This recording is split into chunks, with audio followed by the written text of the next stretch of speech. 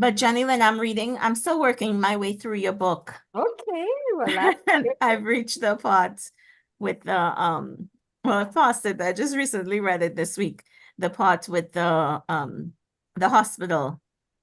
But Jenny, when Oh, I'm blood still for working my money. way Oh, through your book. yes, horrifying And I've reached the prospect, part but with the well, I paused it. I just re there's an echo. so it's very interesting.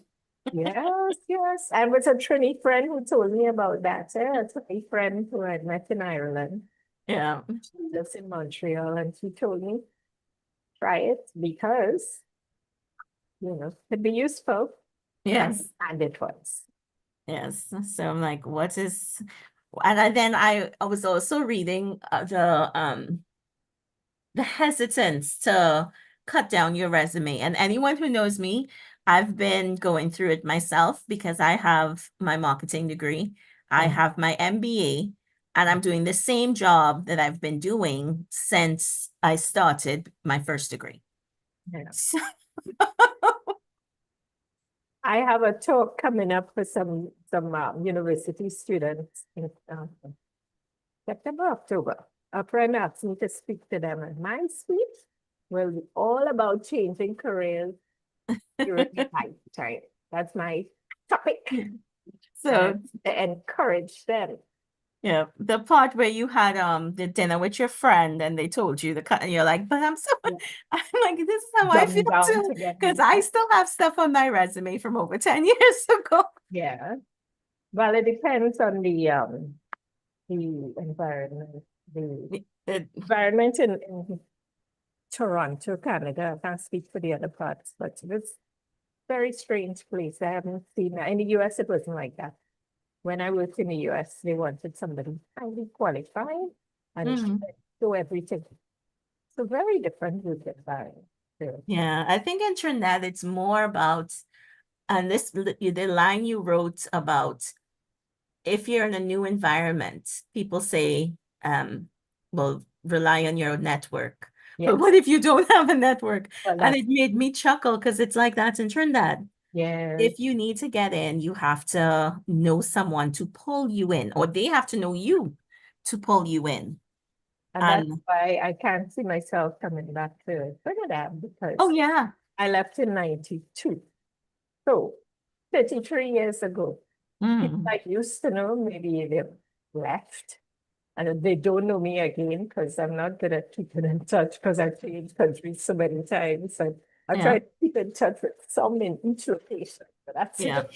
You see, my family did it the opposite, and everyone else in our family did it where the children went to school here and then migrated. Right. So we have a lot of older family members that are here, but they've retired. They're no longer at that company, and most of the younger kids are abroad. Yeah. So it's definitely something, and especially trying to network when you go to these network events, because I've done that. So I was Yeah. reading, I was like, yeah, I've been Yeah. there. You know the stories, huh? Like I've some, gone when you go to the network events, everybody's there trying to get something from someone. yeah, And then at the end of the event, everyone just leaves and goes their own way. So if you're looking for genuine connection, not easy to find. yeah, it's not. And I'm not a very transactional person. So I always have to connect with someone on a personal level, as Oh, opposed to like, okay, what can you do for me? yes, yes. And Trinidad is a lot like that, Yeah. where people would meet me. I'll tell them where I work, and they're, oh yeah, you're a good contact to have. And I'm Okay. sitting there like, okay. So My God. it's quite interesting. It's quite interesting. All right, I'm gonna welcome some members that came in. Welcome, Alicia, Arlene, June. Hi, Cassie, Krishna, Mutilal. Welcome. Thank you for joining us. We have a pack day ahead of us meeting. So hopefully we will be able to get everyone in. Just give me a minute. I'm going to start our recording and we'll start the meeting. Hi, everyone. Welcome to Poetry and Prose. This is our open mic meeting. It is the 20th of July, 2025. Thank you so much for joining us. We have a meeting filled of new work, so I am excited to get started. I would like to kick off the meeting today with a poem of my own.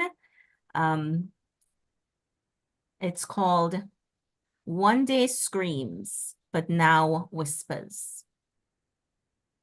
One day screams, but now whispers. One day I will have my body back. Now this battered body of mine crossed the stage with degree in hand. One day I will have my own home. Now I live in an apartment alone. I can decorate it to my liking. One day I will have a love that is great. Now I will take myself out for coffee and a key lime tartlet. I grow flowers on my balcony and read myself to sleep. One day I won't need meetings and outreach calls. Now I no longer run from what I feel. I can identify hardware stores and I know they can't give me what I need. One day would fade out like a 90s song. Now will be yesterday. Yesterday will be the bridge that crosses me into now. One day I won't scream about loss and promises of perfection. Now I won't even have to whisper affirmations and reminders of progress because I will just be.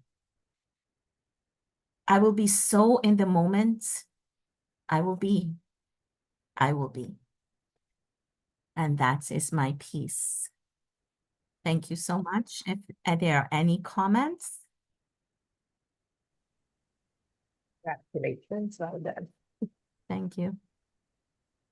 It's very hopeful. Thanks. Gosha, that was beautiful. I love that last line. I will be, I will, that, and just repeating that one day, one day, one day, but then the last line say, I mean, it's like you are there, Yeah. right?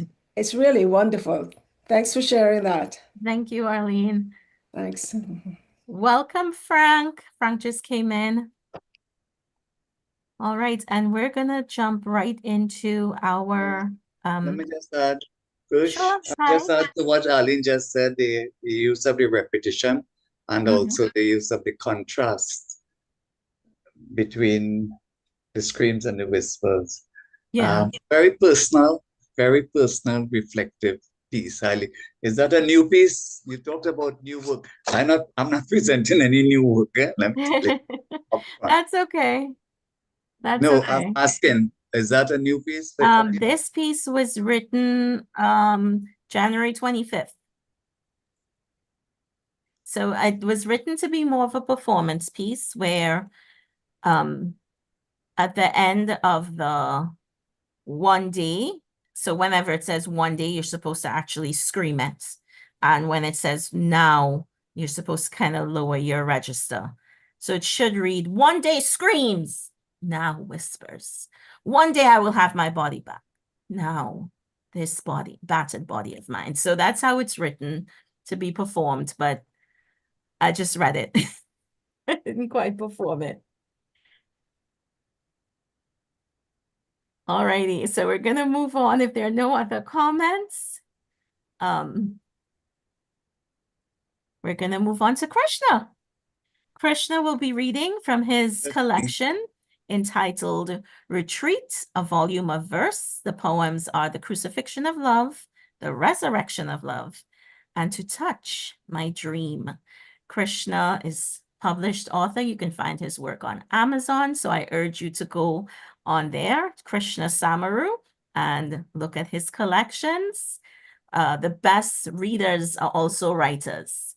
So let's support each other by visiting, following our author pages, purchasing, even if it's the Kindle version, that's usually cheaper, and leaving reviews. All right, so Krishna, here you have the floor.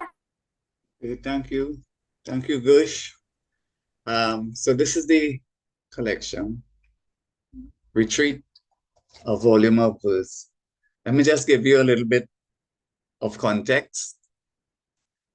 This volume of poems arose out of a very special moment in my life, something that had never happened before or since occurred. I was visited by a muse. It was a time of crisis, personally and nationally. 1990. I see Janelyn said she left in 1992, so she would have experienced that.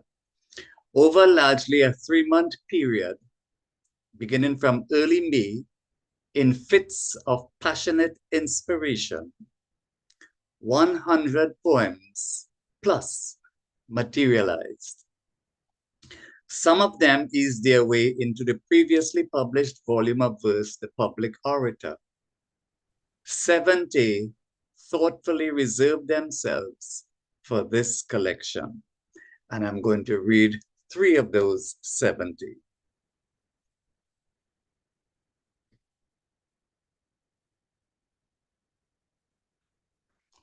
The Crucifixion of Love.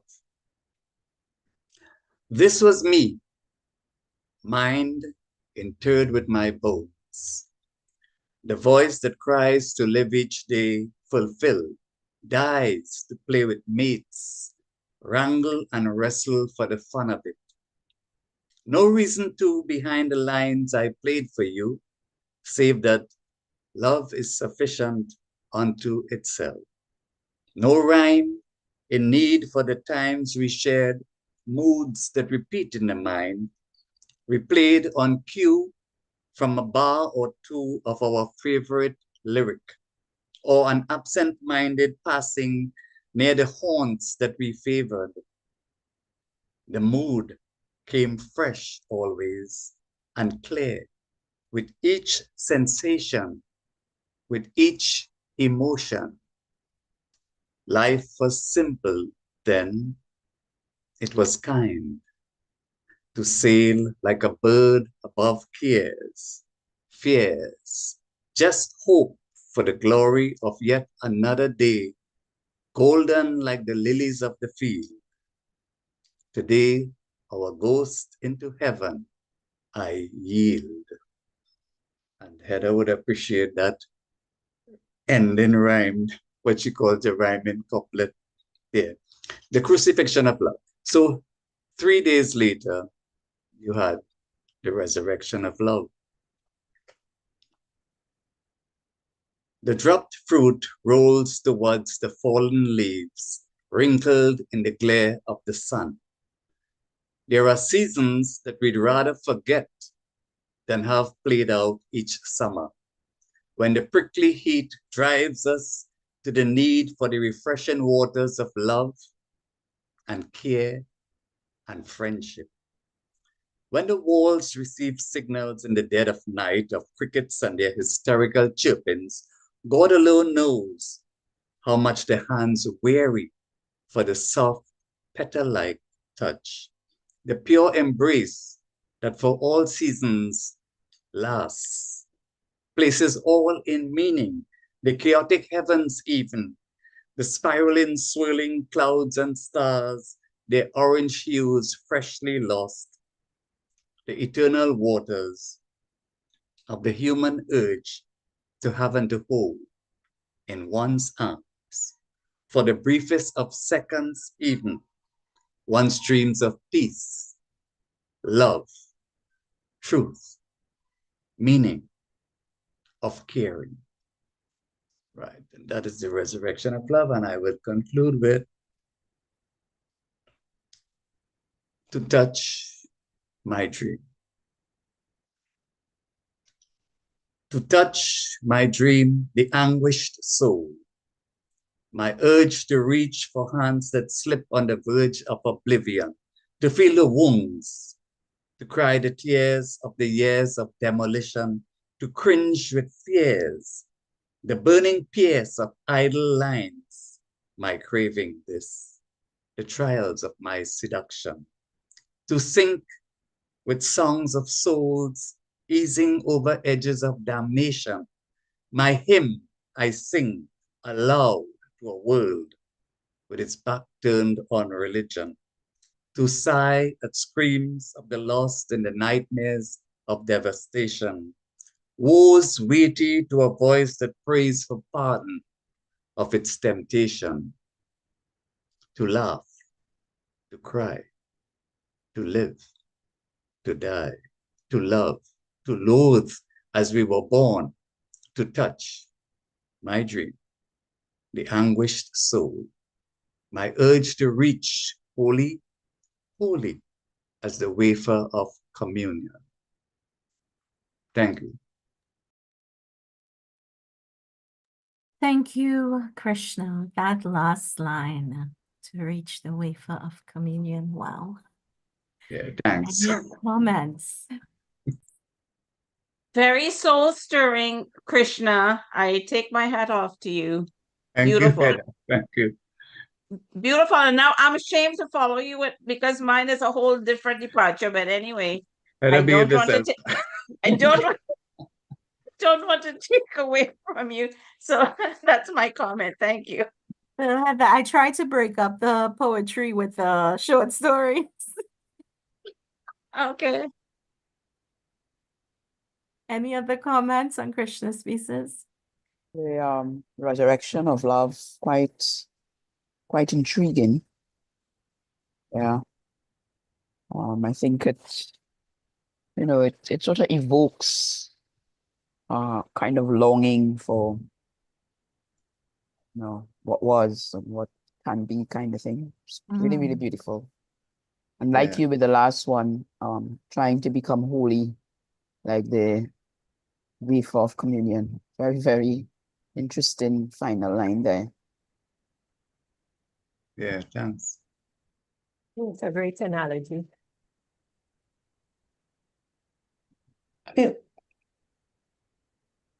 Jenny, are you speaking? No, I just said, was Okay, an interesting analogy. right. Like, yeah, it's quite deep poetry. Very inspiring to listen to. Right. I mean, what I loved about it, Christian, is it's the theme of love, and also throughout the three of them, and the complication of what that is, of when we talk about love, and the way you use the seasons, the imagery of just nature. So it just became much more powerful, rather than saying, well, I'm in love with this person, they don't like me, blah, blah, blah. Your imagery was just so much, it was really powerful. I mean, the complication of love. Thank you. Yeah, okay, thanks. Krishna, does your muse know does your muse know they were your muse? Yes, of course. I sent each poem I wrote, I sent to her. Sadly, she has gone on. Wow, it Uh, brings. and Mhm. I did dedicate the book to her, Oh, lovely. but posthumously. That's lovely to be able to capture. In terms of muses, I look at having a muse as an author almost as creating a character. Like they are but the catalyst. For me, they are but the catalyst, where then I use that as a jumping off point. So sometimes my muse, just for me though, it doesn't always match the reality. Because the muse almost creates it's almost another character that I've created to feed off of. I don't know if anyone wants to share their thoughts on muses or having a muse, or if you don't use a muse in your work. And Arlene, you were talking about the Four Seasons. There's a piece of classical music by Vivaldi. Yes. So, Krishna, let me know if that's inspired you or not. Well, I was told that I was seeing too much in this person, investing in the person, that quality of abuse or the characteristics of abuse. And I was warned not to do that. But as I said, over a 3-month period, 100 poems plus, 100 plus poems materialized. That says a lot. Frank, you were going to share? Well, no, actually, I have more of a general comment. I was wondering, in order to share the emotion of a poem, is it possible to superimpose the poem on the screen while the person is reading? So those of us who are slow in our brain can follow. That is a valid if the poet wants to, suggestion, Frank. That is a yeah, valid suggestion. if the poet wants to send it to me, I don't mind. Imposing it may be a little more difficult because it takes a while for me because my computer is so slow. I really need a new one to switch, share screens and stuff, but I can email it. Yes. Yeah. So And if they can wish follow, to share it, that's follow fine. along. But also, Frank, like when you watch the taped version and you click on a copy, what's called a closed caption, you Yeah. see it. You Yes. would see it there. That's later on. Yeah. Even though one of our old members used to complain about that, I guess it didn't interpret Trini lingo. So he always found it funny. That's right. Yeah. Yeah.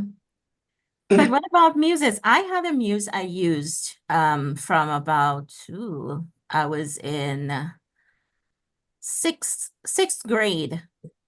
And that person that muse has followed me throughout.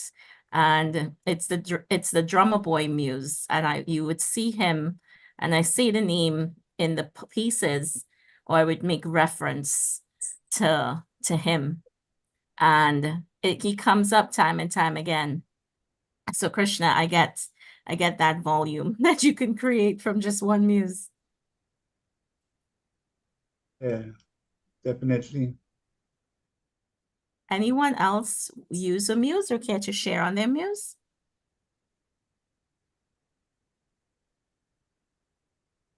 All right. Well, inspiration comes in many No, forms. look, Althea is raising Oh, Althea, I'm sorry I missed a you. mute.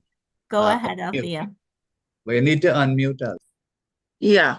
I just wanted to say that it would be good if we could get copies of the poems that are being read. For me, it makes a big difference because I'm a visual person. Not everyone grasps the depth of what you're reading just by listening. I also have to see what I'm reading. So if I don't mind sharing my work with the group, and if other people don't mind that, it's good to have what the person is reading in your hand as well. And to me, it makes a big difference in understanding and appreciating what is being read. Okay, so that's my 2 cents. Thanks Yes, for that, one, Althea. I'll but definitely look into it if anyone has but suggestions as just well. one reservation I have about people seeing it. You see, when you read, there is this suspense of what is coming next. You don't know. Whereas if you're seeing it. So that may have an effect on how you respond. There is always the suspense. You don't know. Just in a line, you don't know what's the next word. You don't know what's the next line, and so you don't know where the poem is going, and you would lose that element of suspense. That's a drawback. I Well, think. we do have a blog that we haven't updated for quite a while. So, Krishna, if you send me your pieces, I could post it on the blog Yeah, along no with problem. your Amazon link for anyone that wants to purchase the book and read more of the poems. No problem. No So problem sending the we could do pieces that out. as well. Yeah. Krishna, I Because just, we're on oh, Zoom, I would, sorry. that's okay. Yes. Because we're on Zoom, the delay for me to share my screen, I think it creates too much of dead air where it doesn't, and we only have 2 hours as well too. But I guess that's something we could chat about in a business meeting. But we will certainly look into trying to get the written word on paper for you guys. Heather, go ahead. Well, I just wanted to ask Krishna one thing. After he turns out such a large volume in a short space of time, does he experience writer's block for a while? Because that kind of happens to me, and I just wonder. No, well, I can't, I don't know about writer's block, I write all the time. So you don't have to publish, but you can be writing. And later on, you think of putting it together. But I don't know writer's block. I write all the time, really. Okay. Okay, someone just turned on the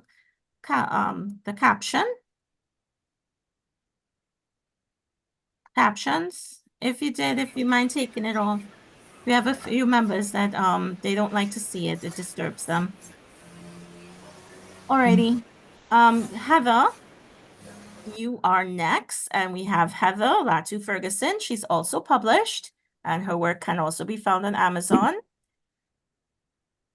Well, I'm reading from my latest book, which Althea and Frank might know this story, but the rest of you won't. So anyway, it's called Babuni Learn a Hard Lesson.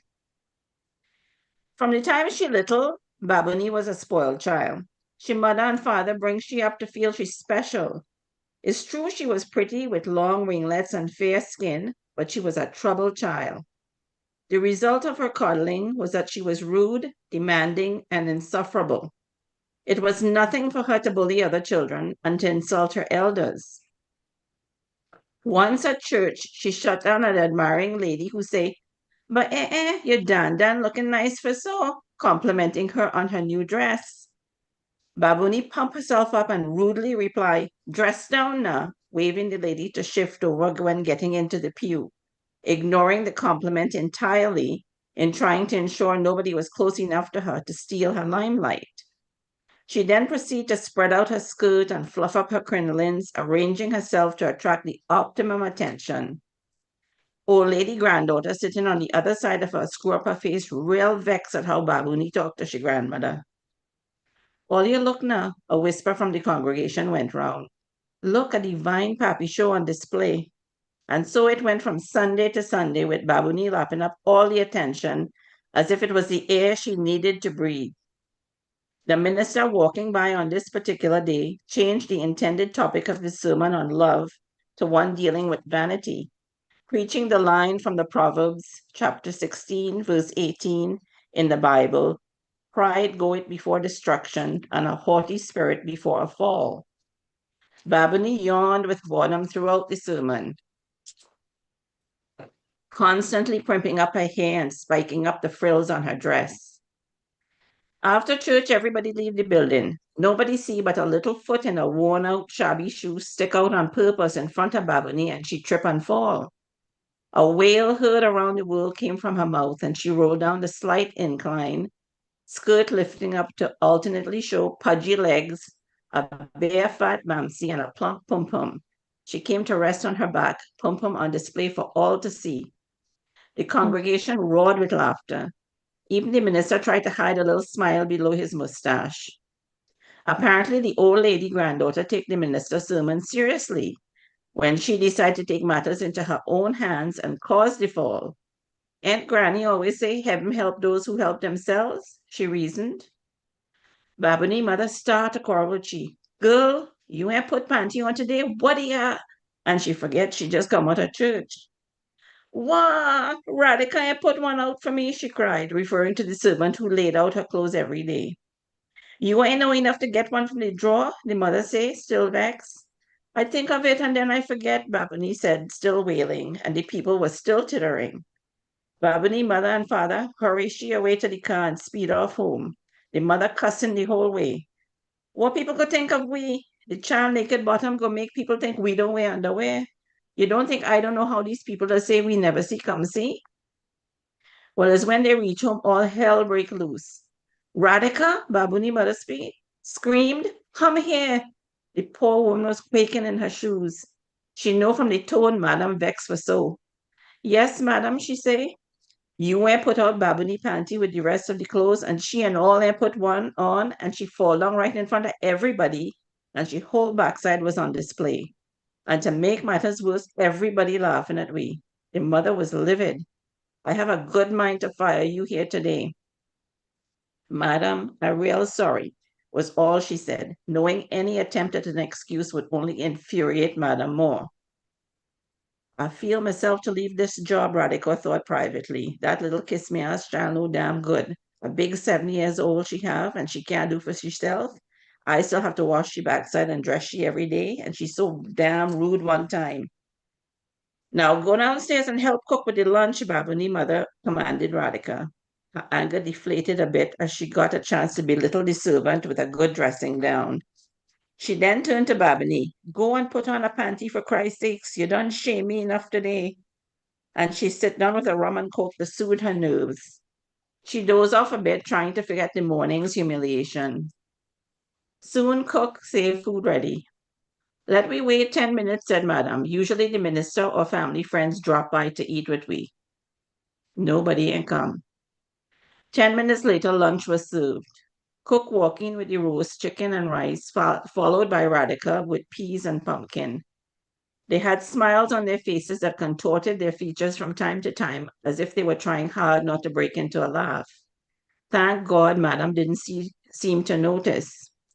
She, Babuni, and the father ate in a silence that seemed heavy. "Where the pepper sauce?" Madam inquired eventually. "Oh, I forget to get it from the pantry," said Radhika, and she ran out the room quick, quick. Seconds later, raucous laughter could be heard coming from the kitchen.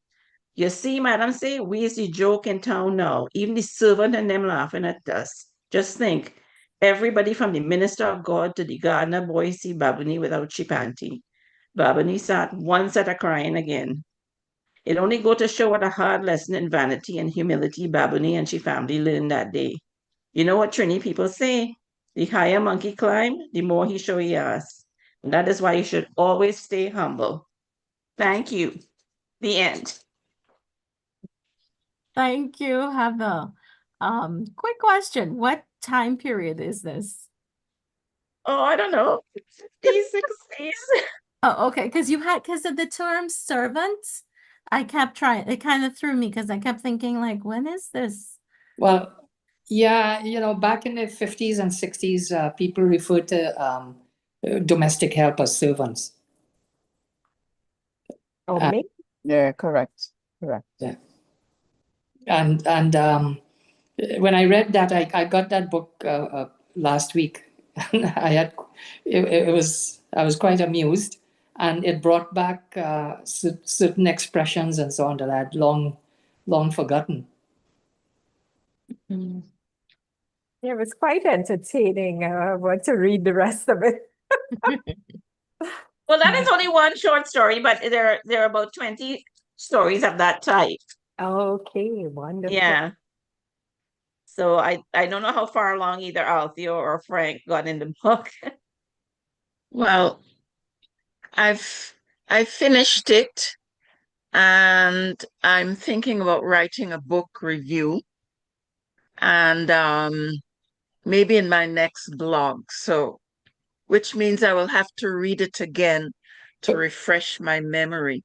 But I think for those of us who live abroad and have been away from home for a long time, these stories remind us of our childhood and of our days of growing up in the Caribbean, and I'm sure a lot have changed since then. You know, I've been away a long time, so really Frozen. stories remind me of my and the in at that time. So I'm an old woman, so I'm talking about like the 60s. The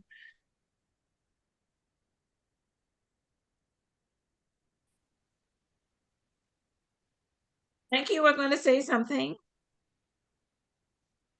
His screen was frozen. Althea, I tried to because your screen you were going a little bit in and out at the end there. So I tried to take off your video to see if that would assist.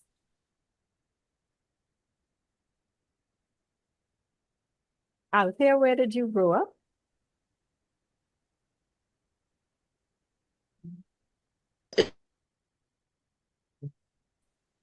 Our internet is not. okay. Seems but I'm still here. Can you hear me? Yes. We're hearing you now.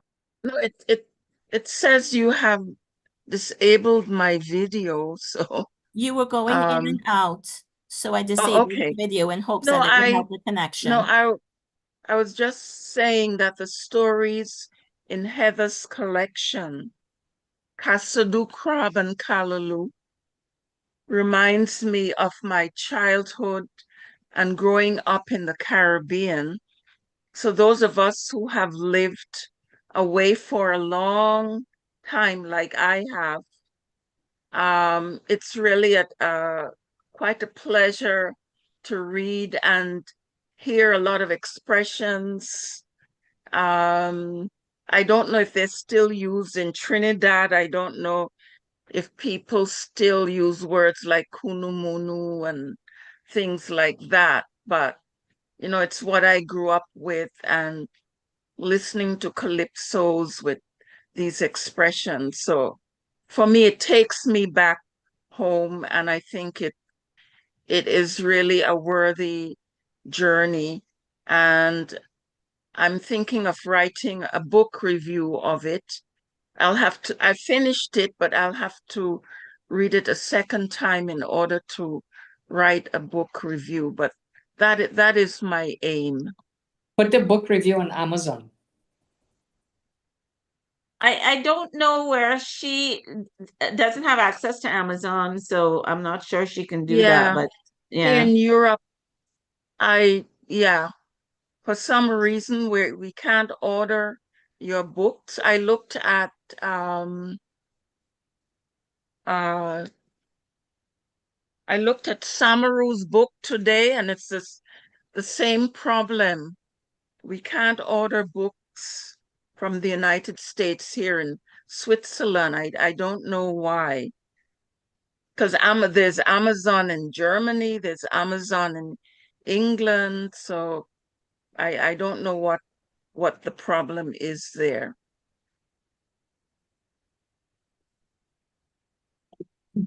Okay, well, that's it from me. So Well, we will be share your link, so we'll be sure to read the blog once you've posted it. It would be nice to see Heather featured. yeah. Frank, you were going to say something. Oh, sorry, yeah. Jenny Lind as I well. was just saying, good seeing everybody. I have to run now.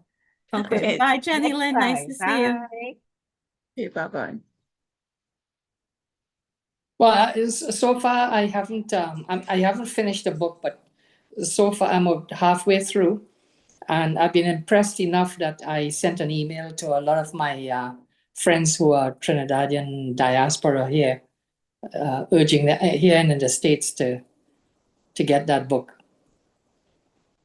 Well, thank you, Frank. Thank you so much. Yeah. Good to Heather? get. No. Yes. Okay. Frankie, you finished? Yes.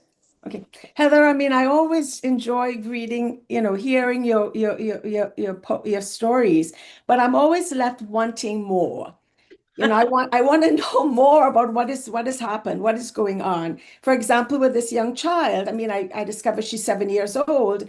I was just wondering, my God, what was happening to her? How was she feeling with what was going on? But I mean, I love your stories, but I'm Thank left you. always wanting more. Well, actually, I wasn't going to confess this, but the little girl's problem with forgetting to put the underwear on happened to me at a younger age. I think I was about 3 or 4. Mommy was teaching at Naparima Girls High School, and they had a kindergarten in those days. And back then we had no daycares or childcare. So she would take me to her school and then put me in the kindergarten school. And one day I forgot, forgot to, in a hurry to get, we had to take a taxi from Pinal to San Fernando every day, which is not a short distance. And being a young child, I forgot. And then once I got to school and I realized what the problem was, I was so mortified. And so now at the age of 74, I kind of made it into a funny story. So anyway, that's the story behind the little girl. I think she would have felt mortified. Yeah, but then she was a rude little girl, so maybe she had it coming to her, and I wasn't. But anyway, that's how you play. That's as a writer, you take little bits from everywhere and to put together a story. Yeah, And then I also try to use the expressions I grew up hearing. I realize now that dates me because, as Althea said, maybe these expressions are not being used anymore. some of them are, Yeah. and of course, it all depends on where you are and who you're interacting with.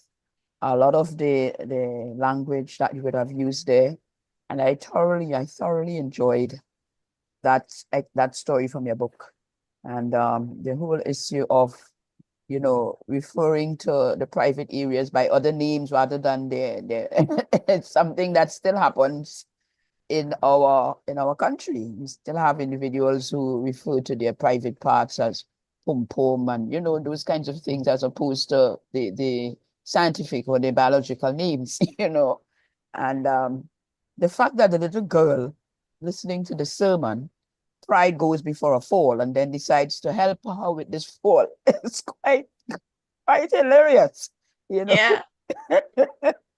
That she would have it, as you said, interpreted the sermon literally, and Yes. and made her fall, So Yeah. very, very lovely. I enjoyed it. I enjoyed it. Well, thank you so much. Thank you so much for sharing, Heather. If there are no other comments, we're going to move on to Mutilal. He is a beloved member of this group.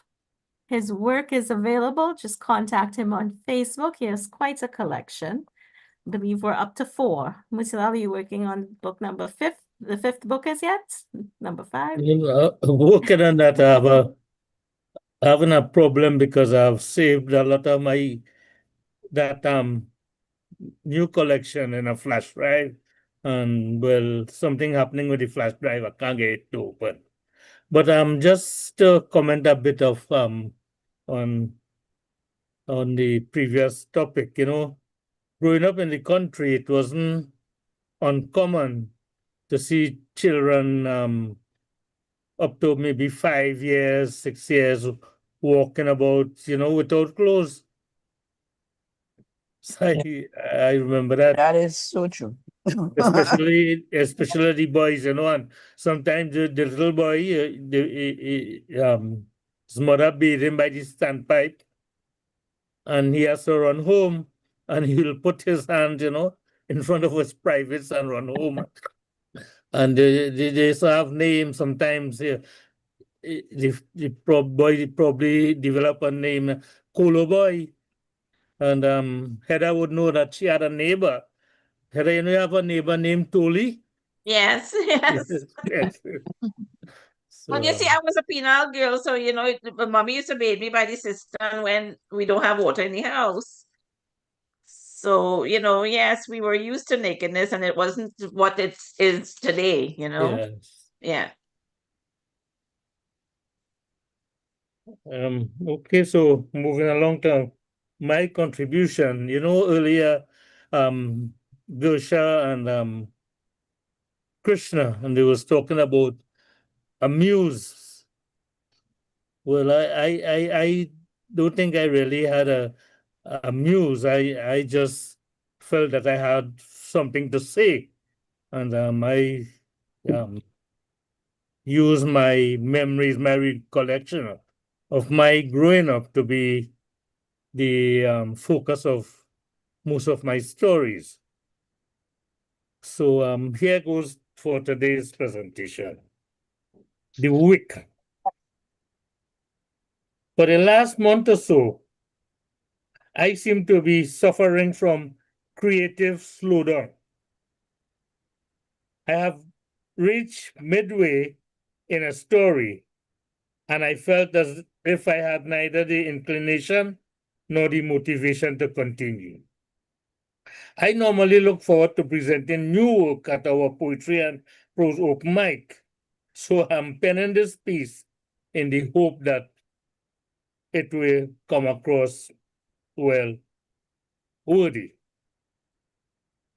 I came across the writing from the Wick while checking out Caribbean Literature Day post on the internet. And it said, using the Wick as a metaphor, create a story, a flash fiction, a poem, or even a line. Well, I decided to try to put something together. I am 74 and have been feeling it. I am okay in the morning after exercise, breakfast, and a little nap, yes. Now I have a nap in the morning and another one in the afternoon. The words, the wick, reminded me that I am feeling burnt out and I am getting old. Also, Kamta Prasad wrote a poem about aging recently that caught my attention. It goes like this: The withered, pitted, pockmarked, cratered, a withered stump of time. The old man recoils, shudders. Time spent and time to come are very different things. The peacock is fallen, but the vanity remains, turns gray hair into black. Venters among the nightingales, they do not sing for him up close. An aged man is but a paltry thing, a tattered coat upon a stick, up close. The romantic moon is pitted, pocked, marked, cratered, basking in a stolen sunlight, a withered rocking time. That was Camta's poem that he posted a little while ago. Now I felt as if he was talking to me. While my face isn't pockmarked, and I do not venture among the nightingales, I do keep company of the young folks of poetry and prose, where sometimes I forget that I am old. On another note, the wick reminded me of Diwali, where the theme of light over darkness is explored. In my youth, I remember picking cotton from the trees around our homes and rolling it into wicks and making diyas out of zapate mud. Now we buy wax diyas and electric lamps. I am hoping that the light of creativity can remove the spear of darkness that presently surrounds me. My wife Savi lights a diya inside the house on mornings and one outside at the chandis on evenings. I look at the flickering flame as I take my morning nap. It lures me into a sweet sleep. I sometimes think of the the length of life as the period of illumination of that special diya somewhere in the heavens. Savi, like many Hindus in Trinidad, believes in lighting a traditional diya in her prayer corner. She believes that the diya gives off both light and positive energy. The regular movement of the flame from the small wick soothes me. I hope I can absorb positive energy and resume my writing. I remember the shade lamps we had before electricity. Home sweet home on the shade. These provided the light we used to do our homework.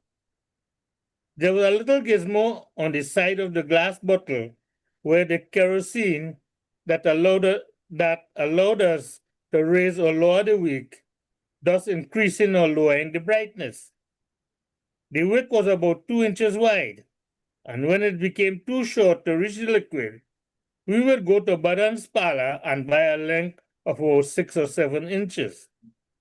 If the wick was not properly adjusted and too high, then the shade would become black with soot, and we would be very careful when wiping it clean with bits of old newspaper. Now, if the shade broke, we were compelled to use the lamp without a shade until our parents were able to buy a new shade. Or we may have to use a flambeau. A flambeau consisted of a used rum or beer bottle with pieces of cloth stuffed into it to form a wick. This presented an open flame torch. Flambeaus were used at wedding nights and yagnas and were usually tied to the bamboo posts that supported the makeshift tents. I now digress to a more irreverent and titillating theme. My friend Dean, who was a bit older and wiser in the ways of the world than me, once explained why Lachan's wife left him for a younger man. His wig was out, he said, and laughed at me when I was puzzled. When Lachan passed on the road near the pavilion, the boys linemen there would burst into song. Itna tu karta swami jab pran kan nikle. This was one of the songs that were played at funerals. One of the many rhymes I learned on that pavilion goes like this. Now that I am growing old, my pilot light is out. What used to be my sex appeal is now my water spout.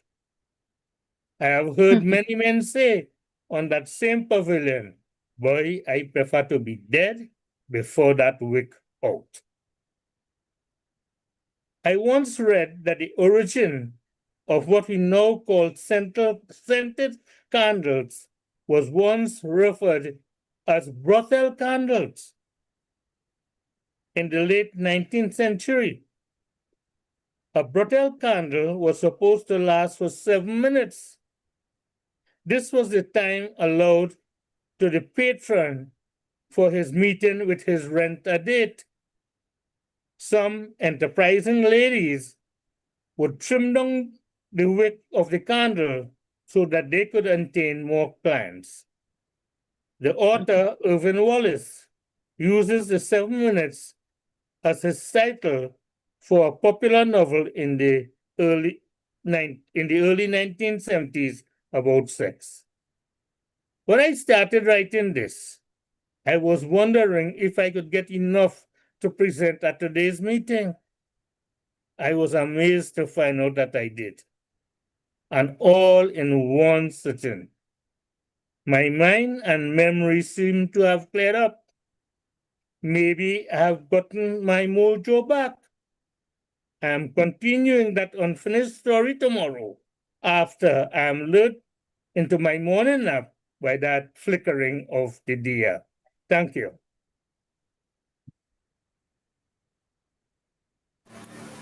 Thank you, Mutilal. Any know- comments? You know, Moti, you mentioned you just turned 74. I remember when I'm 78 now. And when I turned 74, I told my wife, you know, I was laying in bed with my hands behind my head on the pillow, and I said, when it comes to it, I want to die in bed. And she said, what, again? That short wick reminds me of that. Yeah.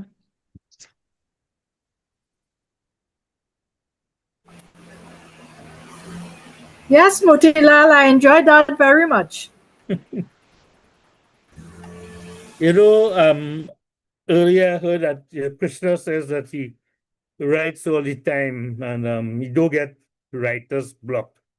And I maybe for the last, as I said, a month and a half, I just started a story and I just couldn't go anywhere with it. So I suppose that is my writer's block. And I don't know, I use that prompt because I had to thank Althea for that, because Althea posted something about Caribbean Literature Day. And I went on the site and then I saw this prompt. They said, just write something, maybe a line, maybe a verse or something. And I say, okay, and I get on the computer and then I come up with this thing and I see what my memory and all recover, and I come up with this story in one sitting. So thanks, Althea, and I You're hope this welcome. clearing of the cobwebs in my brain remains. Thanks. Motilal, I'm glad you said that because now I don't feel so bad because the last month, same thing with me. But I haven't cleared the cobwebs yet. So I still hanging in there. Well, take a scroll of my page. I've posted a few things and I write writing prompts. When the news cycle gets a bit crazy. Very interesting take on the prompt, Motilal, as it refers to the wick. When you started it, I wasn't too sure where you were going, but it's very interesting how it turned out. Well, when I Yes. started, neither was I sure too, because the prompt said, write a line, write a Yes, verse. yes. And then after a while, things just, I started to remember about something I read long time. I remembered this book by Irvin Wallace, and all that. So I don't know,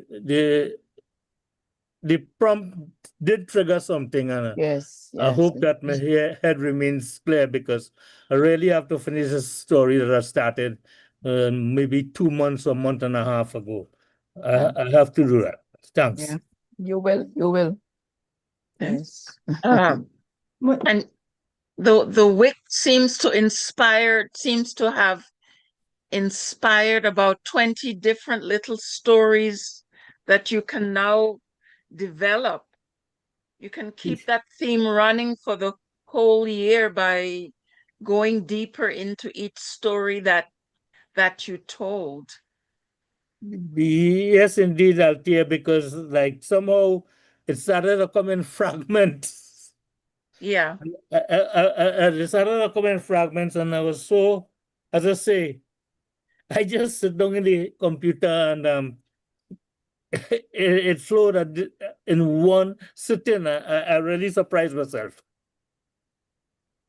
But as I say, you said different fragments, a lot of themes here that I could develop, and thanks for reminding me. Yeah. Thanks, Mutilal, and thanks for the comments. Muti, one thing about age, in terms of writing, I was always told when I was younger that a true writer, a writer with their weight in gold, is an aged writer, because through life experience is where you get your material to really write. So there's power in age when it comes to being a writer.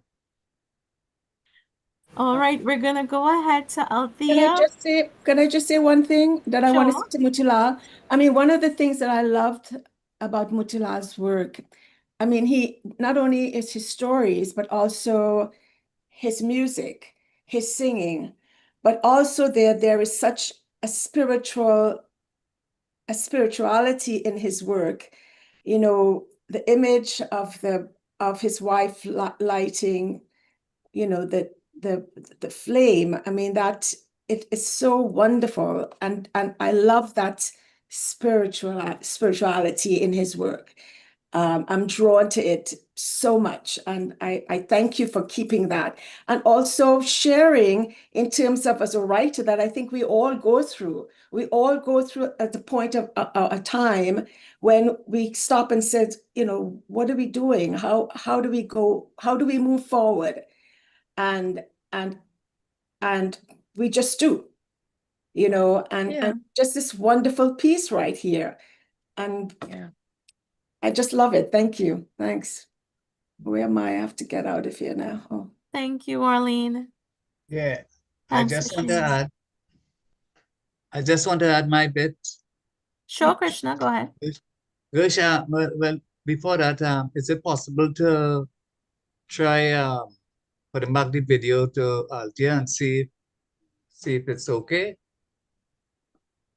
You could try that. Put See if back the video to Althea. you can get Okay. back because yeah. See if you can get it. I would have to ask her to start her video. Althea, please start your video. Oh, okay. Yeah. Yeah. Okay. Right, to see Yeah, you. looking good, looking good. Yeah, so my comment is just add the appreciation to Moti's piece. I like the variations. What I see is variations on the theme of the week. Now I don't Yeah. like the idea of the prompt there, but as I told Gersha, I don't like the idea of writing to a prompt. I don't write a prompt. Maybe write with a muse. And but no, not always. But the prompt, I don't like the prompt. But Moti, you use the prompt well. Actually, it pulled you out of that creative slowdown that you talked about. You started with the creative slowdown and how you move from Camta's poem to the deer, as Arlene just referred to, the shade lamps. Yeah, I went through that experience with the lamp and the wick, and buying new wick and thing, and cleaning the shade with newspaper, and then you varied the theme to include man's own erotic light, if we could call it that, the pilot light. Mhm. All that is variations on the theme of the wick. So man has a wick too, and that too is not infinite; it's finite. And the scented candles, the brothel candles, and so on. That Irvin Wallace, I read that book too. I read that. Was it the first 7 minutes? I think was the title. Moti? Yeah, I read that. When I Series of books, the 7 Deadly Sins, the 7 Minutes, and a oh, series was of a books. series of books. Oh, Yes, okay, yes, right, yes. right. And with 7. I know I read that one because it was it had that attractive appeal. Yes. So you talk about 74 and Frank talk about 78. I just turned 70 and only have me trembling. Okay. All right, that's my Okay, Gusha, Huh. one thing, I just admitted George Rampasad to thing there because he had asked that I think he want to read something today. And George Sure. living somewhere in I think Europe, somewhere in Europe there, and he think is it's a Holland. top-notch calypsonian writer and all that. So I hope we could accommodate George today. Thanks. Certainly. All right, let's go with Althea, and then we could fit in George after Althea. How about that? Okay. Okay. Okay, so Mutilal, as I said, that wick inspired like 20 different storylines, and I hope you're able to develop all of them, and then we can look forward to listening to all of these inspirations from the WIC. Okay, I'm going to read a few poems. And first of all, I will apologize beforehand if I have read them before. So if I've read them before in the chat, you can let me know so that so that I don't read them again. So yeah, I am also an old lady, and sometimes we do forget, you know, what we've done before.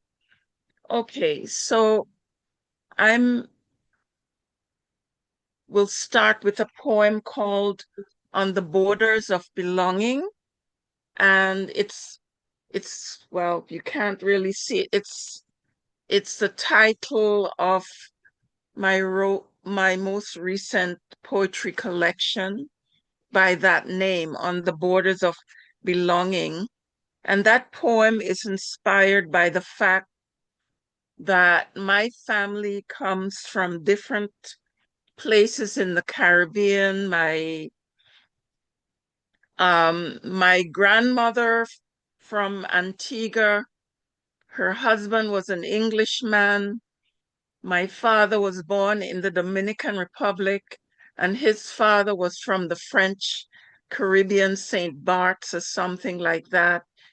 And my great-grandmother is from Nevis, and, you know, people in the old days traveled a lot for work and opportunity. And I've done the same. I've traveled to West Africa, Liberia to teach at the university there. And then I lived in England, and now I'm in Switzerland. So with that, on the borders of belonging, we live on the fringe within nations, on the edge of cultures, hearts and minds transplanted. We belong everywhere and nowhere, a foot indoors, never quite inside. We cannot lay claim to a place with certainty, being a part of it, yet an alien to those who cannot see beyond their own eyes. Going back generations, our people were never of one place. We continue to cross continents and oceans for the sake of love, liberty, and livelihood. Ancestral spirits scattered around the world, we live on the borders of belonging. The second poem is called Secondhand Homelands. There are always lines we must stand in at airports and ports, borders and checkpoints, at charity shops and schools, lines that separate us from others like sheep and goats. Laws divide and shame us, the immigrant, migrant, refugee. Our will are the legs we stand on as we suffer in snaking queues, dare to demonstrate our desire to improve our lot. The headlines of daily papers across our globe demonstrate the stories of sacrifices we make to seek passage across oceans, seas, and borders. The deadly outcome fall on deaf ears. The deadly outcomes fall on deaf ears fed on the fulfillment of dreams. What matters after arrival are stories our children will hear. They are stories that will crush the spirit or build backbones of steel. Second-hand homelands, when not illusions, are our havens. They are the hand-me-down homelands, too big, too tight, or itchy, that we gladly grasp.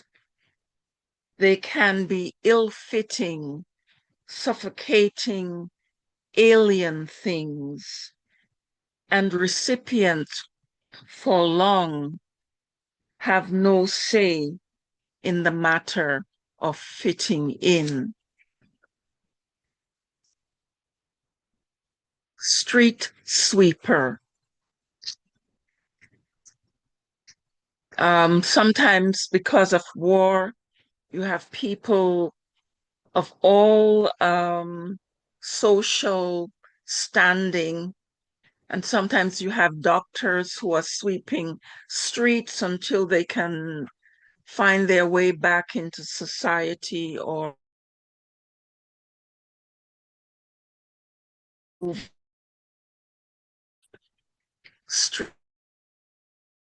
in. I clean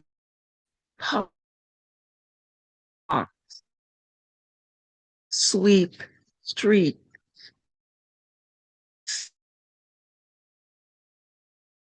the where bed storm. They are the bears.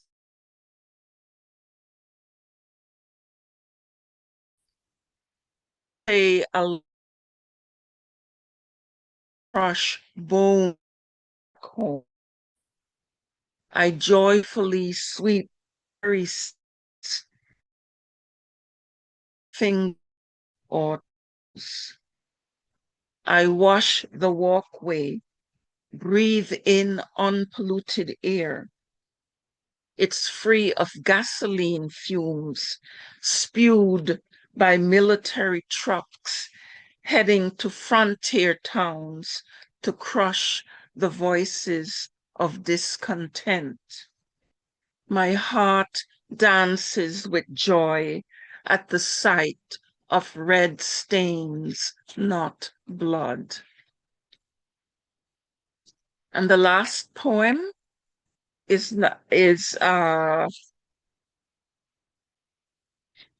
about the hurricanes Irma and Maria that were called, they merged the two names together, Maria Maria is what they were called. So in 2017, you had these two, the Virgin Islands where I grew up was hit by two hurricanes, one after the other. Picking up the pieces, they had rummaged through scattered belongings, picked up rain-soaked photo albums, blown off shelves, and bits of a shattered chest of drawers that held grandma's diabetes and pressure medication, and memories, baby teeth in a matchbox, locks of hair, and a photo in a plastic sack from the first barbershop haircut that showed the man the boy would become. Roofless houses stand like skeletons, their crowns ripped off by vengeful winds. Scattered in the road, zinc sheets, branches, leaves, shoes, a shredding rattan chair. A neighbor's belongings lie in the alley behind an abandoned home. A gray sky threatens another downpour. Can't it see they are drained after Maria's battering? Some will abandon their island homes, never looking back at ruptured lives. Uncertainty swapped for uncertainty. Most will gather mind and body, dig deep into marrow to stay tiredness in its march. So they do not break, so others do not have to pick their pieces up too, or so others do not have to pick up their pieces too. Okay, so thank you for listening. Thank you for sharing, Althea. That first piece, living with the borders, crossing borders, really sticks with me.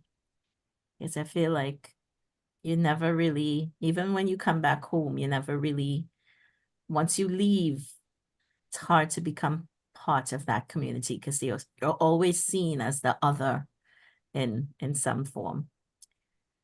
All right, and it's your pieces are always so fitting for today. Any comments on Althea's pieces?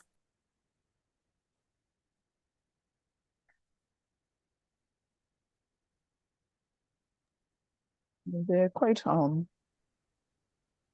because as you're saying, your ancestry is made up of so many parts of the Caribbean and otherwise. And so if sometimes, you move from place to place, but yet still you don't belong to the place that you may end up in because there is that disconnect from where you are to maybe where you want to be or where you come from kind of thing. So it's quite interesting pieces actually. Looking at the whole issue of roots. At least that's what I'm getting from it, that whole issue of roots and where you would have what your ancestral lineage may be like as opposed to where you end up. And Okay. Althea, I was reading your other collection, The Nakedness of New, and it spoke about you going back home and visiting and stuff. And I felt like that too. Like even when you go back home, you see it from a different eyes because of where you've been. Yeah. So it's interesting. Okay, I know someone else was jumping in, so I would let them go. I was actually going to say, I was just following up on what you said. I mean, I'm glad that you mentioned that once you leave, coming back, you always feel as an other. But I think that your poems, the borders, considering what is going on right now for immigrants, particularly in the country that I am in, it says so much to what is happening and when, because we cross borders, and yet now it is such they are being seen as other, as not even human. And so that it's so timely what you're saying in terms of your poems. So I really appreciate it. It's a very frightful time right now in this country. Yeah. Thank you so much. Thank you. Thank you. Mutilal, you have a comment? Yes, I particularly paid attention when she was talking about people doing jobs that they were, overqualified for because of necessity. And in Trinidad, we have a lot of these, as Althea was, Arlene was talking about immigrants. We have a lot of these Venezuelans who might be highly qualified and they back here doing menial jobs. But not only that, even in our own society, we have a lot of people who, highly qualified. I know quite a few doctors who are teachers and they're tutoring people, and a lot of people who come out of university and well, they can't get a job with to suit what they were trained to. So sometimes, talking to people, maybe my nephews and them, and I say, boy, look, it's better you go and be a plumber, than go to university. So just some random thoughts that came through my mind. But I could understand what Althea was talking about, and sometimes necessity would make us do things that well, we would not normally do. Thanks, Althea.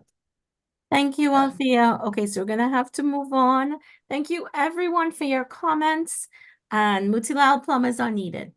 And I know quite a few people as well that left Trinidad to go abroad, and they're not working at the level they were working at in Trinidad. So I'm gonna go ahead and call on Alicia, and then we will call on George because Alicia has an event to attend. Alicia, thank you so much for being with us today.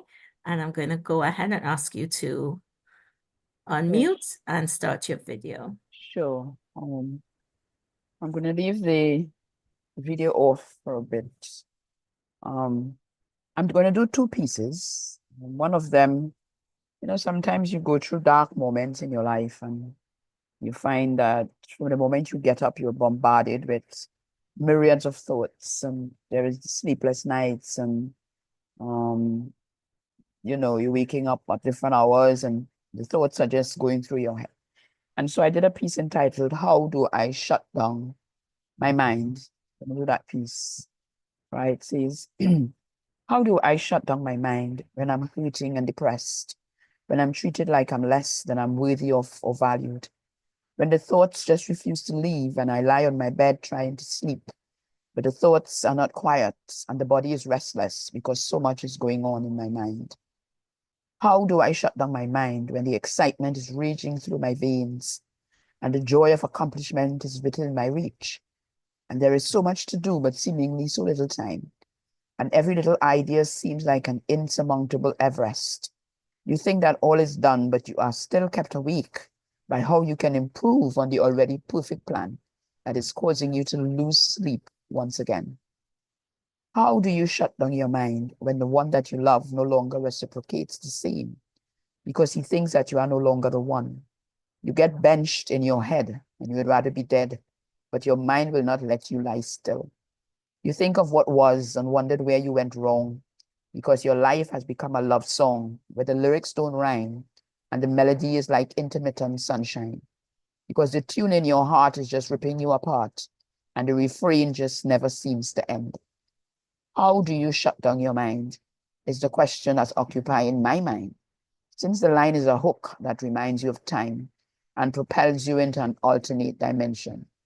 But to answer in truth, it's not like you can get to the root because your mind seems to have a mind of its own.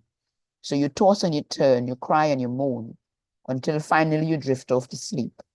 And in the moment of repose, where no dreams interrupt, you finally quiet the voice, but it's fleeting at best, since the truth of your quest is you can't really shut down the mind.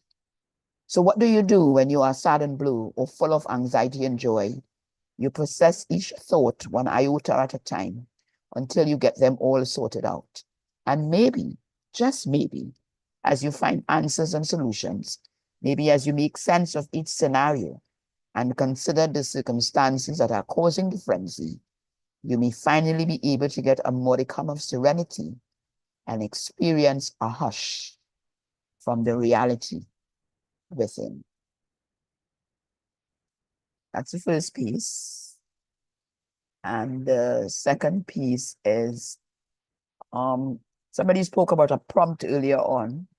And during the month of April this year, the other poetry group that I belong to would have done a number of different types of poems. And I would have actually learned some new poetry types that I didn't even know existed.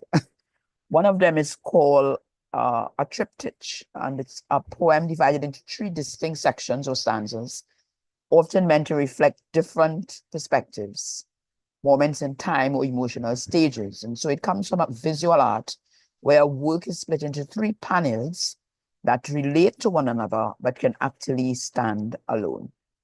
So this is my triptych, and it starts with Disquieted Dawn. And then the other part of it, because it's in 3 parts, is Reclaiming Us. And of course, the second part, no, the second part is The Battle Within. And then the final is Reclaiming Us. So here we go. The tranquility of the morning was shattered by the raising of your voice. And I looked at you in shock as I wondered at your choice. Why did you choose to air our dirty laundry for all the neighbors to hear and see our constant enmity? It seemed you couldn't be bothered by how you offended me as you continue to rant and rave about above the morning's serenity. I wondered what I did this time to warrant this angry outburst, but in my mind, I knew you were just finding an excuse to curse. Your desire to vent always overshadows thoughts of consideration, so I remain subdued in meek isolation. The battle within.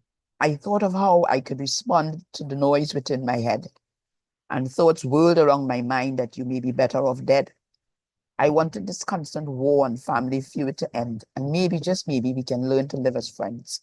Here we were once again screaming at each other, and as you raise your hand to lash out, I immediately take cover.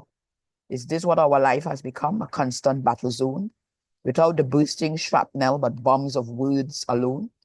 Maybe I should run to a bunker as my life seems under threat, for surely if I don't, I may breathe my final breath. Reclaiming us. Now here we are, sitting in the office of a counselor, trying to restore what we lost before we again become spinster and bachelor. Our marriage seems to be reconcilable as we remember our past, reminiscing about our love that we promised would eternally last.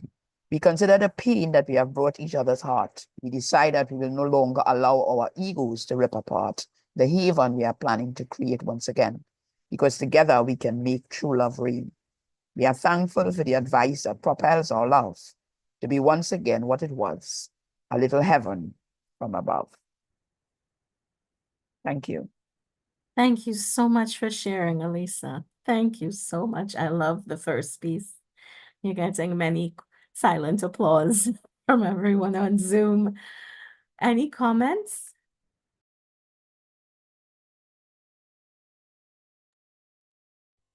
I would like to say I've had that, I have experienced sleeplessness, and I would also,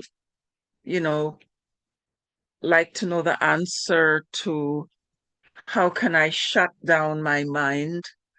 Some people would say you shouldn't do any, what they call it, doom scrolling. Doom scrolling is when you get on your phone and you read all the terrible news that are happening in the world, and then you can't sleep because of that. And so I try to avoid doing things like that. But I think as parents, you also worry about your children when they're traveling. And sometimes, well, they say you shouldn't worry about things that you can't control. You tell your mind that, but it still does not stop, The mind has a will of its own, and it keeps going and it keeps you awake. So maybe there's a therapist in the group that could share some ideas on how do we shut down our minds. I would really love to know the answer to that. Thank you, Althea. I tend to make lists. I feel like if I get it at least somewhere written, it can come out of my brain. Alicia, your poems, especially the second one, was very, very heavy, but they always really hit an emotional chord with me. Yeah. Thank you. Thank you so much for sharing. I know you have to go. So thank you for being with us here today. And I want to pass on to Mutilal so he can introduce our special guests. Thank you, Gusha. Mr. George Rampasad reached out to me and asked if he could share something, and he was asking about the length of time. Now, George, like many of our members, lives outside of Trinidad and Tobago. But from what I have him as a Facebook friend, and I've been reading his contributions and all that. And I do think that there's a more patriotic Trinidadian than George Rampasat. But George, if you're coming, please, I would like George to tell us a bit about himself and then make his contribution. Come in, George Rampasat.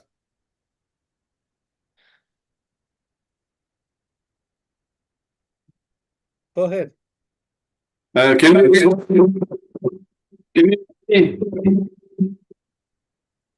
We're hearing a bit of an Loud echo. and clear. Can you? Yes, George, loud and clear. We hear you loud and clear. Go ahead. Okay. Well, well, as the man said, I am George Rampasad. I was born in Pune, Trinidad, and I lived there for the first 30 years of my life. I am a musician, first and foremost, a player of the steel pan. And I played in Trinidad for about 15 years. And I left and went to Denmark in 1984. So I have been in Denmark for 41 years, where I have been playing and teaching pan and also composing songs. And in addition, I have been working in Red Cross refugee camps, teaching language, the Danish language, to people who are coming in from Afghanistan, Iran, Iraq, and so. But first and foremost, I am a musician. Now, what I would like to do is I would like to read two of my pieces as poems. Because what happens is that when I compose my songs, it is very often that I first write a poem and then I put music to that poem. So this is what I would like to do. Most of my songs, they end up being in the style of the old time calypso, which is storytelling that is found in all cultures, whether it is Africa, Asia, Europe, or wherever. It is the idea of storytelling. And when you're telling stories about your society, you're making social commentary. So many times my songs end up being social commentary. I use things like the steel pan from Trinidad and the dantal and the dolak. And I also use African drums and so, which I have learned to play during the years. So this is a little bit about me. Now, the first piece I would like to read is, it is a song that is in the stage of composition. In other words, I have written a text, but I haven't written the music yet. So, but I'll read this, and then the other one is a song that I have written and recorded and also released for you on YouTube and so.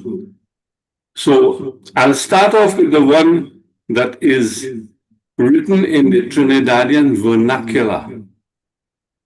So you will hear a lot of what we call Trini language in it. Okay? Sure. George, before you start, do you mind checking to ensure they don't have two screens up? Because we're hearing a bit of an echo. Two screens. So, yeah, if you have perhaps the YouTube video live up, or if you have Zoom open twice. Hold on a minute.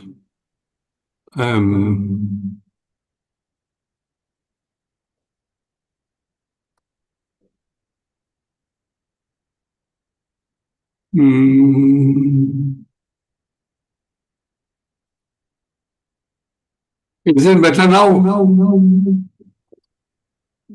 Uh, Yeah, I was hearing George quite clearly, you know. Yeah, but you're getting an echo. Is it better now? yes, I Yeah, think, George, I Yeah, think so. yeah, there's no I echo. think so. Okay. Thank you. Right. You're welcome. So the first piece I would like to read is a piece called Bhaji, Bhat, and Dal. Bhaji is what we make in Trinidad, we call spinach. Bhat is the word for the dish that is really boiled rice. The raw rice has a name, and the boiled rice is called bhat. And dal, which is the normal, what we make, what we call split peas in English. So the idea is that I am talking about eating the rice and the split peas and the spinach. So here goes. I went and talked to my nanny. I say, I want to live long. I want to be healthy. I want to be strong. She pull up a pira. Ao beta, take a seat. My advice to you is to focus on what you eat. Stay away from fast food. Avoid eating meat. Go easy on the daru. Cut down on the sweet. Eat home cooked food that they have no chemical. Keep it simple. Just eat food like bhaji, bhat, and dal. What the body need you could get from the bhaji, the bhat, and the dal. Nothing say, go and ask your Aji how she lives so long. She well over 90. She healthy and strong. She still making garden up in the country on 2 acres of land we have in Sandy Grande. Aji say with bhaji, bhat and dal, you could never go wrong.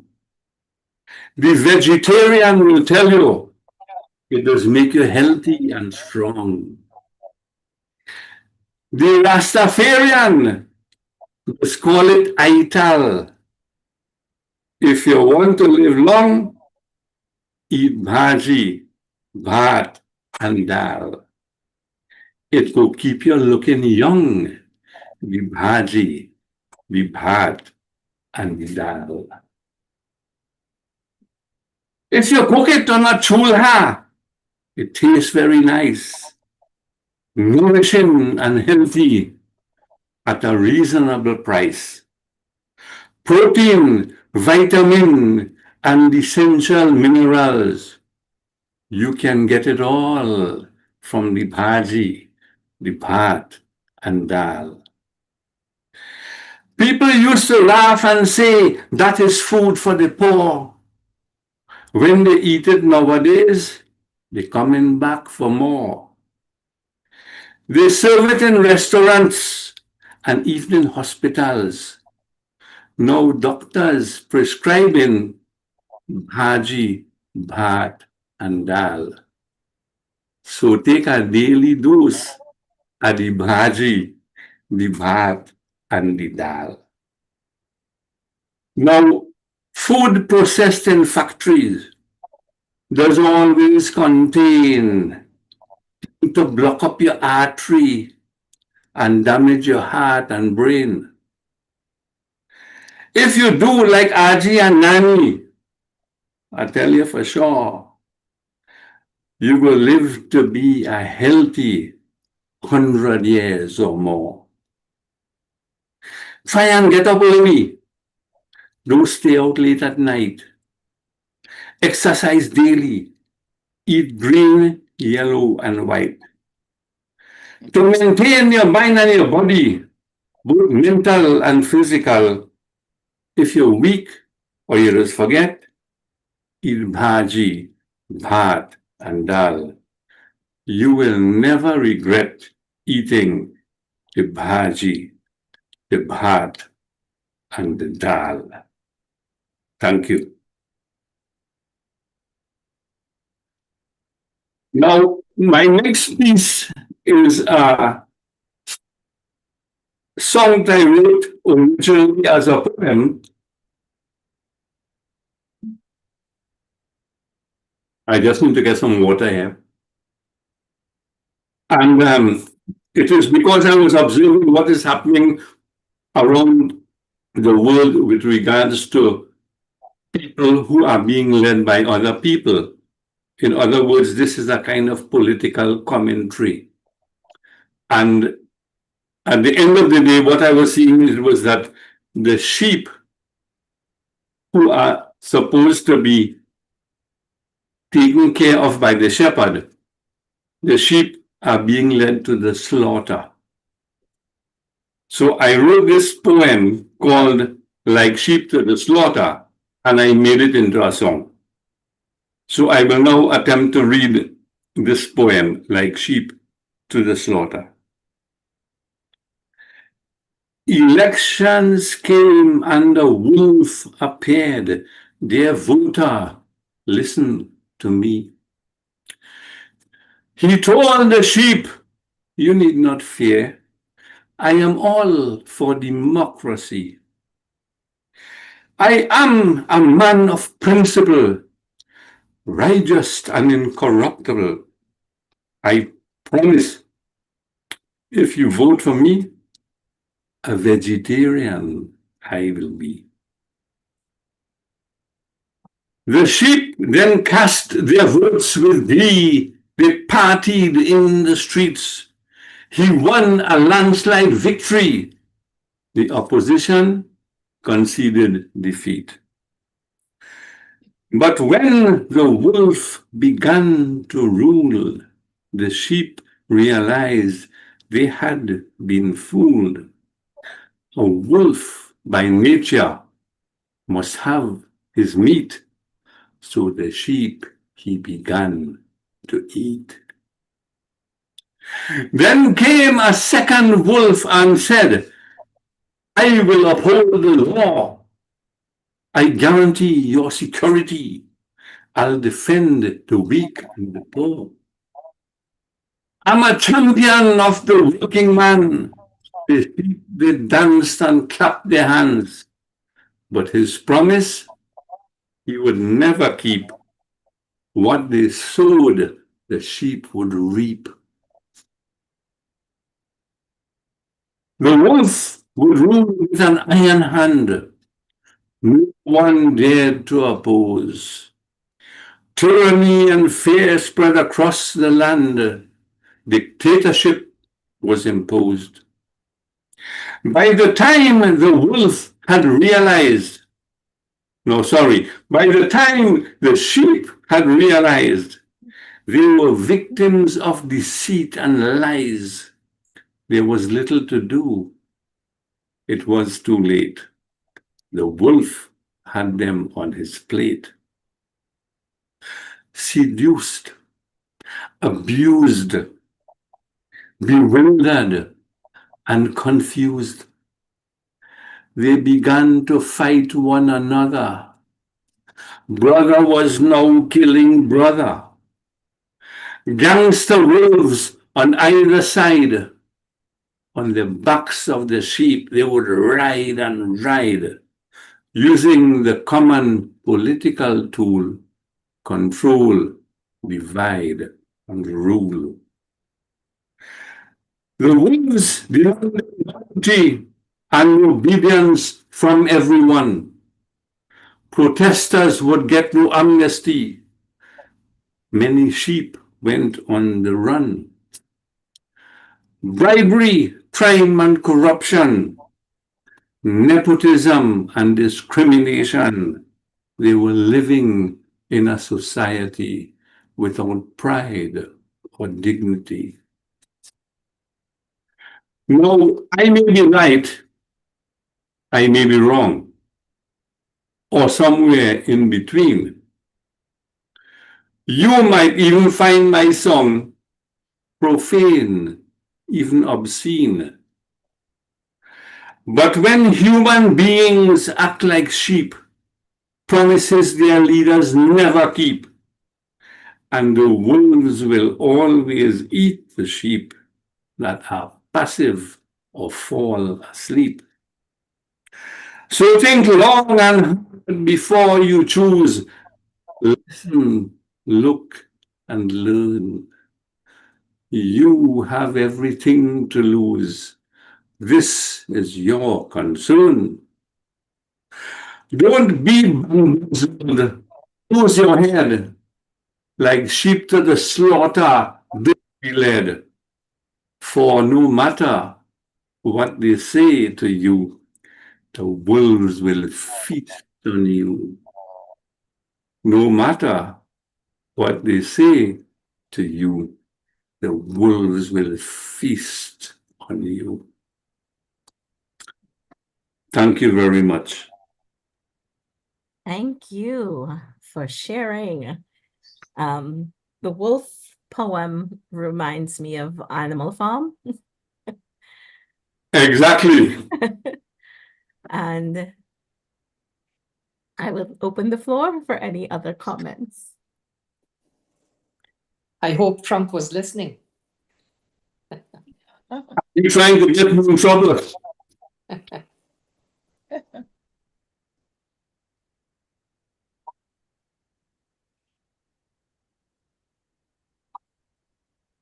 All right. Any other comments? Well, my only comment is that it's realism at its best, and it, really captures what's going on today. And yes, we find ourselves in a very sad situation, which we hope will turn around. We hope it doesn't end like the sheep in our guest poem, but yeah, we try to be optimistic. Yes. We hope the sheep won't get eaten and they will see the light before it's too late. Okay, that's it from me. Yes, yes. And it's realistic with all, I think, in every nation. In terms of you could change the country, you could change the people, you could change the topic. But there'll always be sheep. If we look, we'll see it. Yeah, okay. Speaking with politics, a lot of we have like our calypso dance and kaiso that's always been deeply rooted in Trinidad culture, even in terms of mass, where people dress up as a political statement or something that happens. So that's always been rooted in our culture to speak about what is going on. It's always nice to hear. I don't know if they said that the calypso tents were dying, the talk tents, but I think last carnival, a lot of people attended. Mutilal? Okay, I just want to say that George Rampasad is a master calypsonian, and he's also, as I mentioned before, a patriot.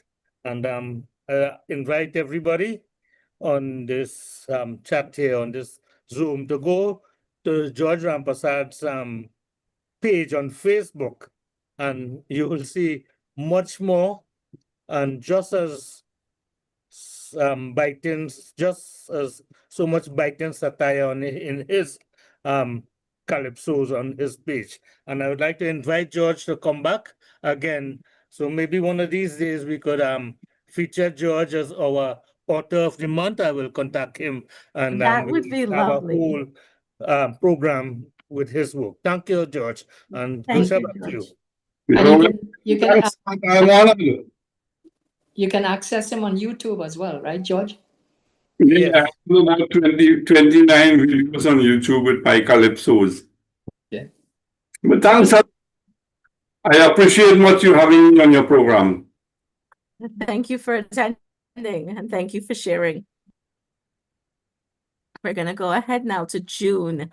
June Allen, welcome. Thank you for being here with us today.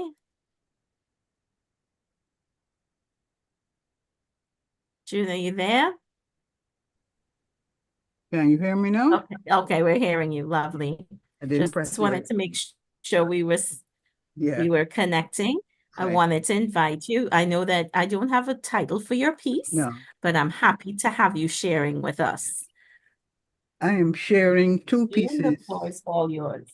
from The Journey to Le Rampeter.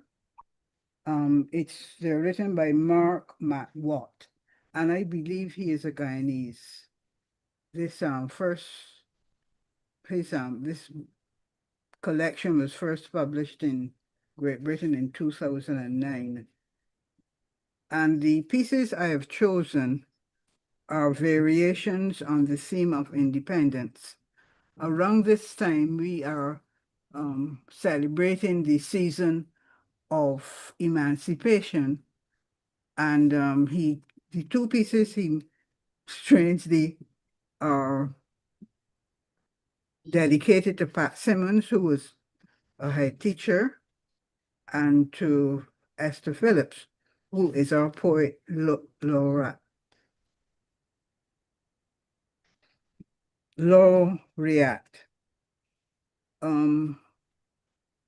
On another occasion, I will give a little of its background. So this first piece is for Pat Simmons, variation on the theme of independence. At the time, none of us could foresee the choked highways nor the rise in crime, our senses too full of the comforting smoke of burning empire and the political sublime of smugly squandered words spent to ease our nervous climb up to the floodlit podium to bow before the world. And now, the world is no longer amused at our miniature gestures of pleading or of pain, refracted again and again in all those spheres of islands that pierce our tourist brochure see. If you ask me, it's time we tune and trim this prodigal independence in Guyana, TT, BIM. Time we get together and learn to swear in one loud choral voice, big bad words that the world would have to hear. That is the one dedicated to Pat Simmons and to Esther Phillips, our poet laureate. Independence is just a cat on the sofa. Ask him kindly to get down and see the look he gives you in the house guest. Is the house guest who came for a brief stay, which has now outlasted your patience, your humor, and your stocks of Mount Gay. As he holds you captive to his endless conversation. Independence is that sleek multinational part on the edge of your labor laws, ready to start his flawless engine at the first sight of polite remonstration and hit the road for a friendlier town, leaving you standing astonished in his exhaust, a blue puff of calumny, just strong enough to spook his fellow travelers and their hard currency. Independence is that wise trading partner who gives fatherly advice on how to vote at the UN, who will warn his vacationing countrymen about crime and other dangers in your land unless you let him hold your hand and fondle your soft developing market with his prurient TV commercials. And you shouldn't say cultural rape. It's just the intricacies of trade you must understand. Independence is that annual visitor or quasi-diplomat who explores your island in his CD Jeep or rented car, Who knows its lore and its history better than you, and repeats it loudly to newcomers in your best restaurants? Independence is the name of the house he will build after retirement on your prime beachland. And the question is, if he hires you to cook his meals or cut his grass, will his independence and your independence become the same thing at last? Those are the two variations. Thank you. Thank you for sharing. Very, very fitting. Thank you so much for sharing. Thank you.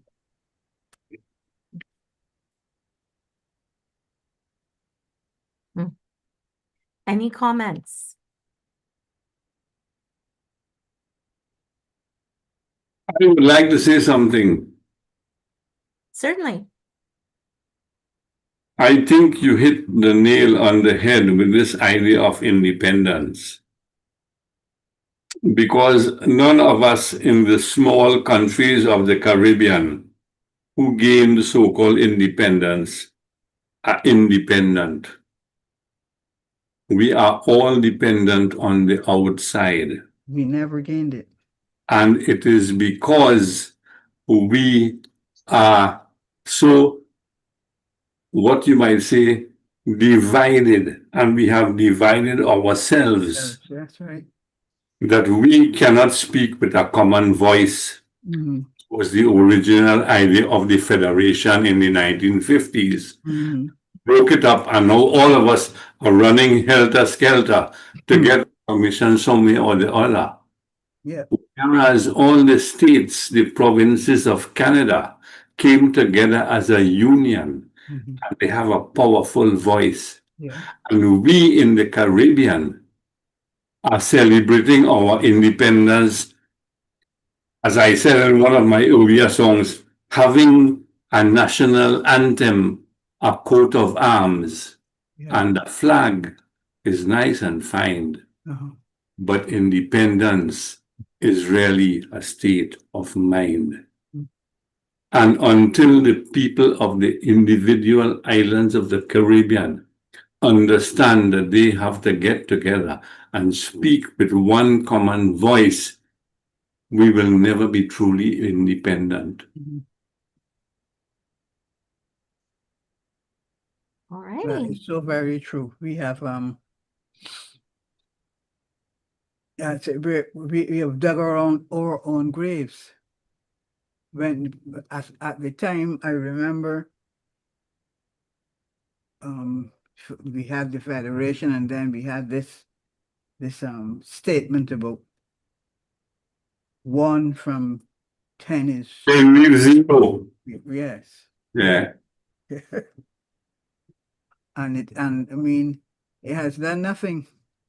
So that separation has done nothing for us.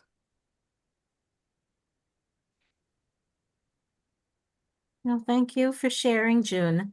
And Thank you. thanks for the commentary, Judge. Really appreciate the interactions. I want to move on to Cassie Single. Cassie, welcome to Poetry and Prose. I know you're an old-time member. Cassie is here today. He's just published his latest publication, Garden Opera.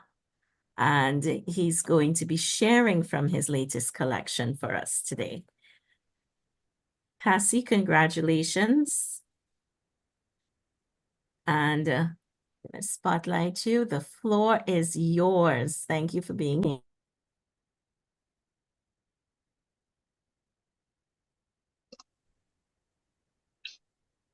Thank you very much, Geisha.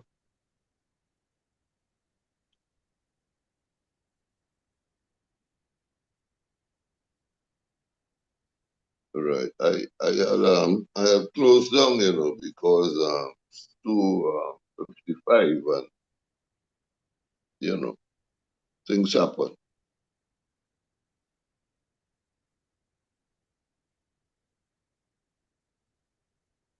I have closed down, so I have to get back now to something. Yeah. Well, I responded to Althea's thing about the mind, and I don't know if her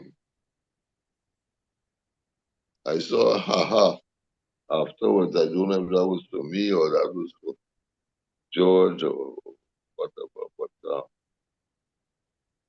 if she really wants to know about the question of shutting down the mind, we can speak to each other. If she really, truly, sincerely wants to know, we can speak to each other. In the meantime,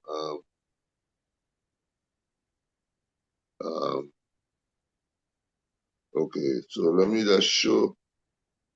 This is one. This is Garden Opera, and this is Applause. And they're both on Amazon at the moment.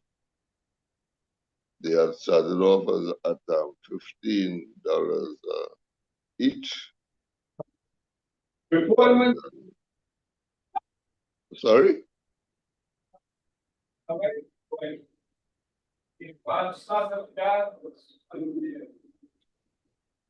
Somebody is saying something to me? Go ahead, Cassie.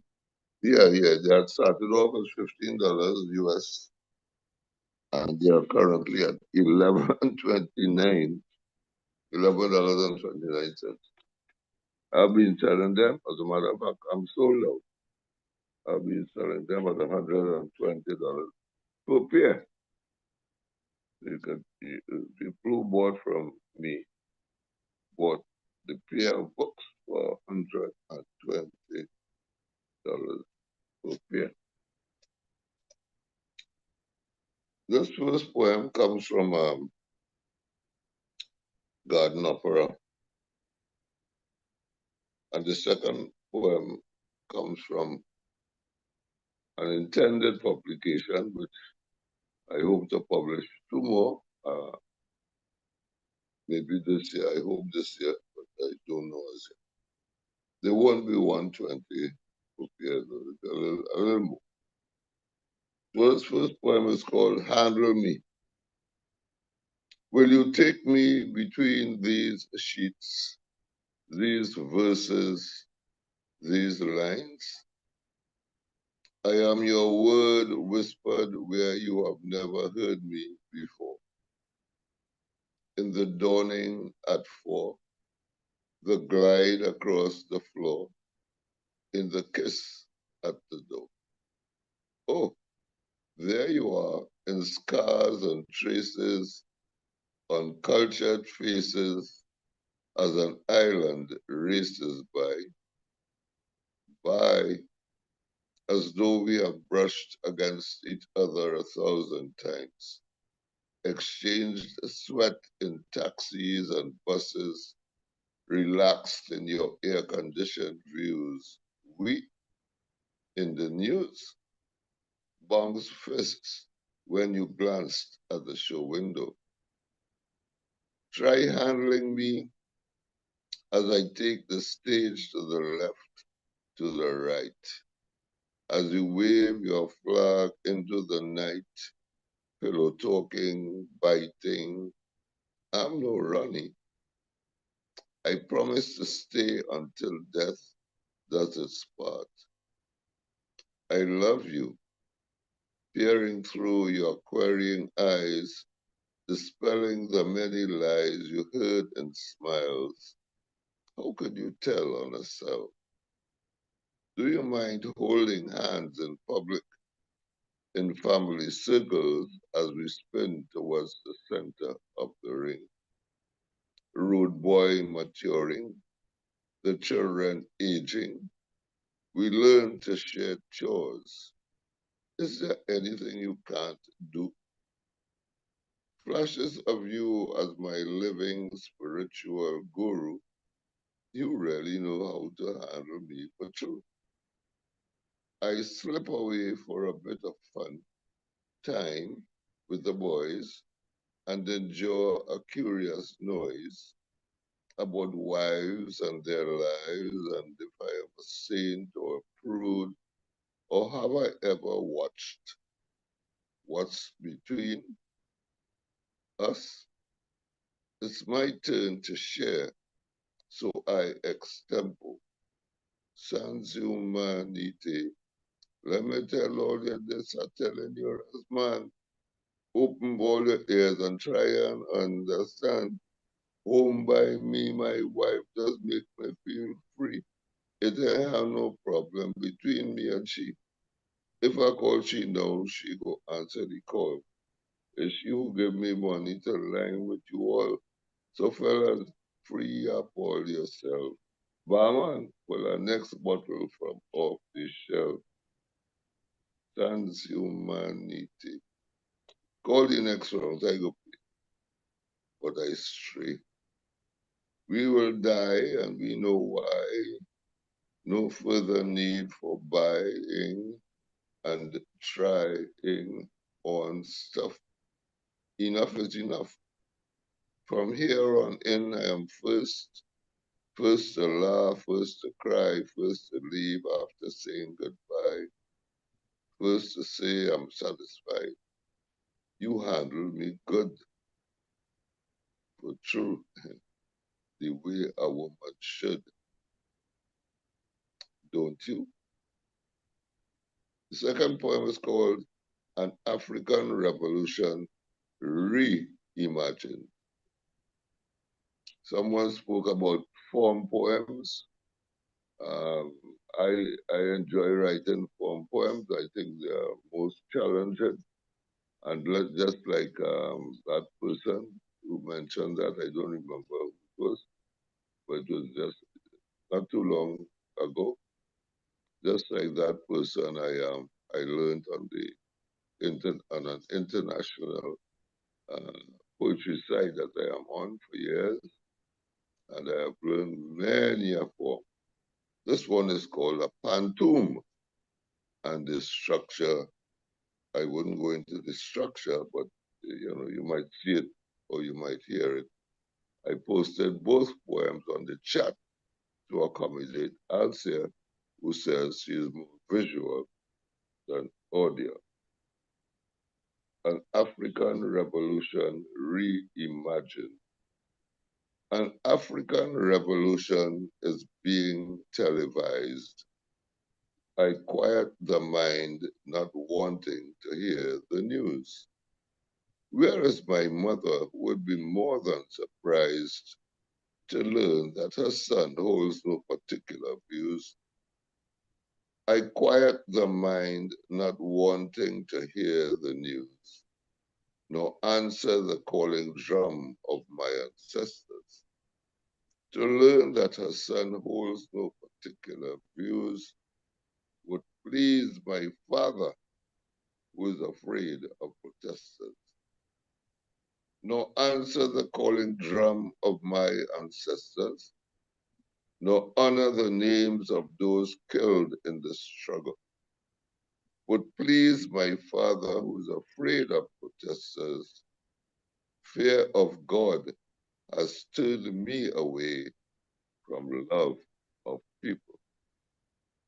Nor honor the names of those killed in the struggle. This black-skinned, white-masked has tried grounding with the bros. Fear of God has turned me away from love, from the love of people. I don't even own a TV, as heaven knows. This black-skinned white mask has tried grounding with the bros, whereas my mother would be more than surprised. I don't even own a TV, as heaven knows. An African revolution is being televised. Thank you all for listening, and to have a pleasant Sunday afternoon. Thank you so much, Cassie. any comments?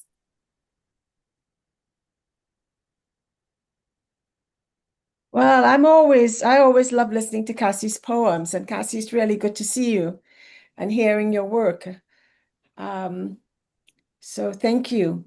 Thank you very much, Cassie. You're welcome, Arlene. I just say something. Certainly. Beg your pardon, Mr. Ramprasad. Yes, I would just like to say something very short and in a few words. What you wrote is beautiful. It is powerful, and it is very deep. And for people who are looking at what you are saying or listening to what you are saying, I would advise them to go in and check the details of what you are saying, because this is very, very powerful. Thank you. And thank you, Mr. Ramprasad, for your comment. Thank I you. Mutilal, certainly you have, appreciate it. I'm seeing Mutilal in the background. Mutilal, do you want to say something? I just want to tell Cassie congratulations, and you know, whenever Cassie is a old member of this group, and he always enhance our presentation. Thank you, Cassie, and all the best. You're welcome, Mutilal.